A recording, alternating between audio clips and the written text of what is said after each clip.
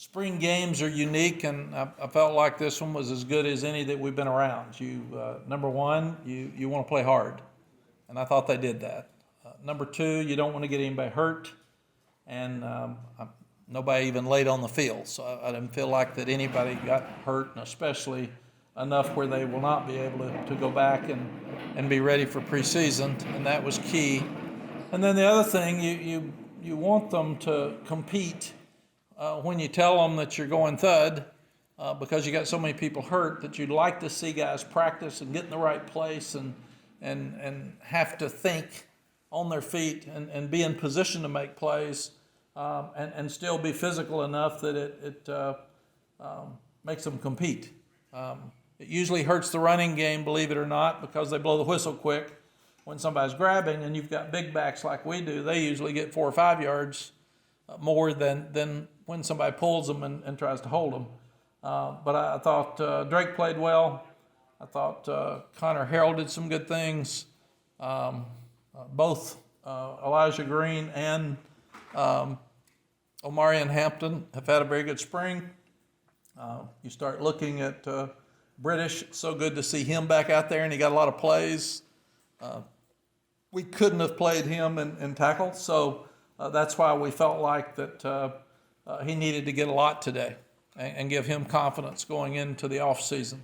And we'll be a better team tomorrow because you got Caleb Hood back, and George Pettaway will be back, and Tez Walker looked good. He's going to be special. Nate McCullum made a great play, so I feel like he's got a chance to keep growing and being good. Drake's Drake. He always plays good. We think we've really improved in the offensive line, but mostly we've improved up front on defense. The defense did very little today for schemes. They didn't move very much, and still I felt like that they made a lot of good plays without scheming, and that's something that we couldn't have done last year and didn't do very well.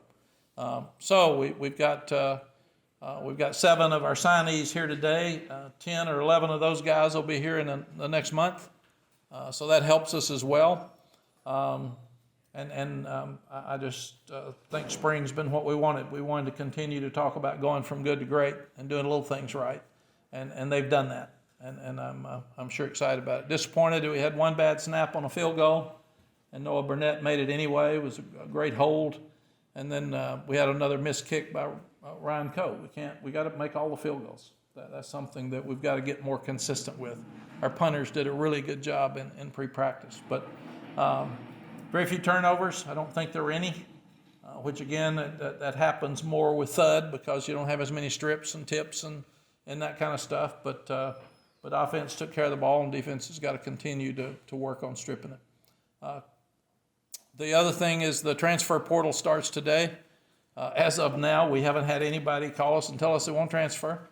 And I told the guys after practice that this is the new world is transparency, and the new world is relationships. And I had a meeting with the parents this afternoon as well.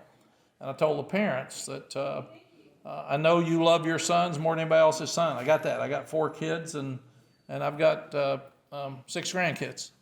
And I want mine to all be happy, and I want them to all play. So I get it. But we have to win.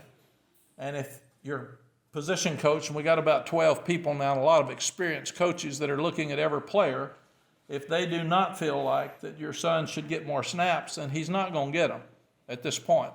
And we have exit interviews next week where every player will sit down with every coach individually, and he will say, what do I need to do better? Why aren't I getting more snaps? Whatever is on his mind, he will say to the coach. And I've told our coaches to be really, really honest with them. And we'll go over that for a couple hours on Monday to make sure that we're all on the same page. So I don't know if anybody will go in the portal, but if they do, we'll be very supportive of it and try to help them. And I think that's just the new way to do it. And we will work really, really hard to make sure that they get placed. Questions? Mack, it sounds like holding Travis Shaw and Elijah Hussey out was just precautionary, right? Yes. That was the other reason we went we decided to go thud, because even Bryson Nesbitt is close. But if you're close in a spring game and you go out there and you pull something or or hurt a knee, but all of the guys except Malachi Hambrick, I think, Jeremy, all the guys except Malachi Hambrick will be ready to go when we start preseason in the fall. We talked to Gene a couple weeks ago, specifically about Tamari and Travis. He said that they had improved their short area quickness and alluded to them being much better off the snap. What we saw today across the board there, has the whole group individually and collectively improved Yes. their short area quickness, and that was a result of them being better up front? Yes, absolutely. We're quicker off the ball. We're playing with lower pads. We're using our hands better, and we're penetrating more. We're being more violent, and that's something you have to do to disrupt an offense, and something we haven't done. So I'm excited, and we have really challenged those guys to do it. I thought I saw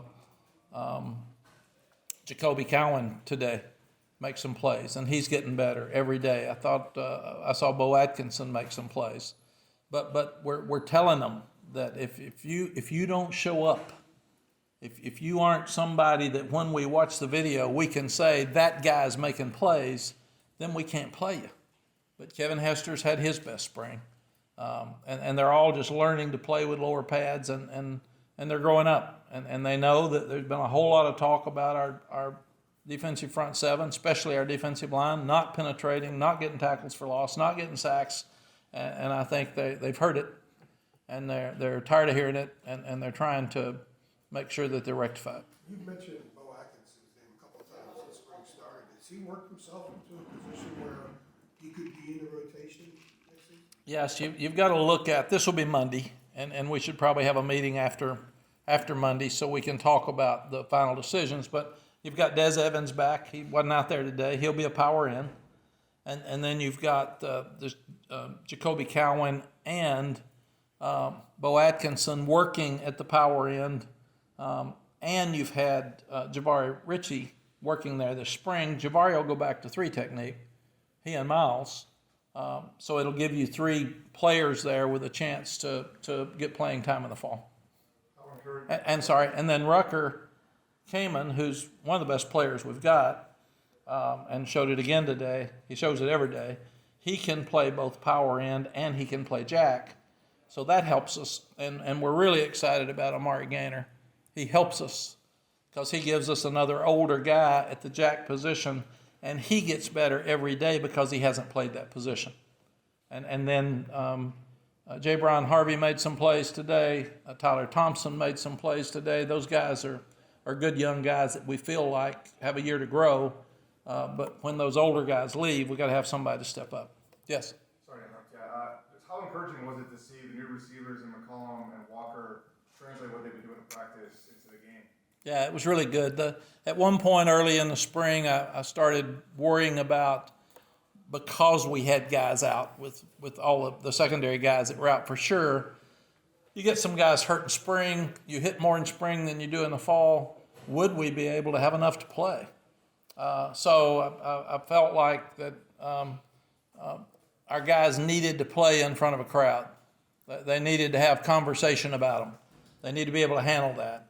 I thought Connor Harrell needed to be able to play in front of a crowd. So all of those were reasons that we decided to play today. And then until really this morning, I didn't decide to go thud. And then at halftime, I just decided let's just stay thud, because we had to play Omarion and Elijah in that last 25 plays when we had a lot of younger guys in there, and I didn't want somebody to fall into their legs because we're thin at running back as well. Mack, what have you made of, I guess the chemistry, what Drake has been able to develop with Tez Walker, with Nate McCollum, and maybe how quickly that's happened? It seems like, those guys, he's connected with both of those guys throughout the spring, and obviously you saw it today. Yes, one of the main reasons those two are here is Drake. He recruited them, and he recruited them hard, and they came here because they believe in him. And then Drake is one of those guys that just subtly works so hard. So he's out there throwing with them every day. I'm surprised he's not out there after the scrimmage throwing to them. And he stays after every practice and throws to them. And that's just who he is. So it'll be so much better in the fall because he's going to throw to them every day. between now and the time we start with preseason. And when you have a quarterback with experience, it really helps player-led practices. Drake knows the offense, and we didn't do anything today we hadn't been doing on either side of the ball. We decided that we would not do anything today that we hadn't done last year. So that really limited both sides. But I guess, do you feel like that's already in place with Drake and the Yeah. new receivers? Like that's already sort of building up the chemistry, for lack of better words, what I keep calling it. Yes, the what we saw out of Tez today is what we've seen every day. And Nate's really caught more balls than that. We didn't have a game plan. We weren't trying to get it to him, but I was glad he got the one deep ball so everybody could see what's out there. He's really quick. And they're so much like Josh and Antoine. I mean, it's really freaky kind of that they fit that same mold as those two. Yeah, we have time for two more. Don't want to put too much into what we saw today, but is there anything you saw that maybe concerned you today? It's been something that's concerned you a little bit the last few weeks? No, I thought we got so much better the last week in everything. And we sit and grind on the defensive front seven after every practice. We sit in there as a defensive staff and me, and we look at every play. And then we show it to every player, every play. So we've been very demanding, but I thought Thursday's practice was probably the best practice we've had since we've been here. And it was so physical. We had a goal line scrimmage. I mean, we absolutely had a goal line scrimmage, and people don't do that in the spring. And we did, and we had 2-point plays at the end of it. So we had a 4th and goal from the 3, 4th and goal from the 2, 4th and goal from the 1, and a 2-point play.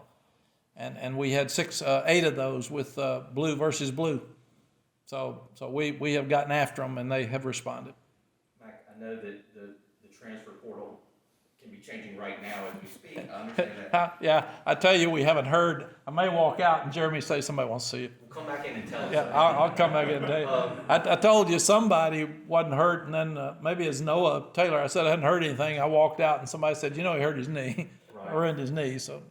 Well, the flip side of that is are you guys looking for anything in the portal, like to bring in? Is there a position that you could add to, or would be, the flip side of, like, you might lose some guys, I understand, but Yeah. like, is there any area you would like to try to address now that the spring is done? Something you might look for? Yeah, we that'll be Monday. Really, we'll talk about it hard after we look at this. You're always looking for offensive linemen. It's the hardest thing, probably quarterback and offensive lineman are the two hardest things to hit on in recruiting. You make more mistakes with both, and it may be a systems quarterback that had great receivers, or you got to come here and fit and be able to handle everything. You never know. And that's where constantly evaluating who we have at quarterback behind Drake, because we've had 2 great ones. We've had 2 NFL guys, and we've got to look hard at what we've got. And the other thing is any great player that you feel like can come in and start.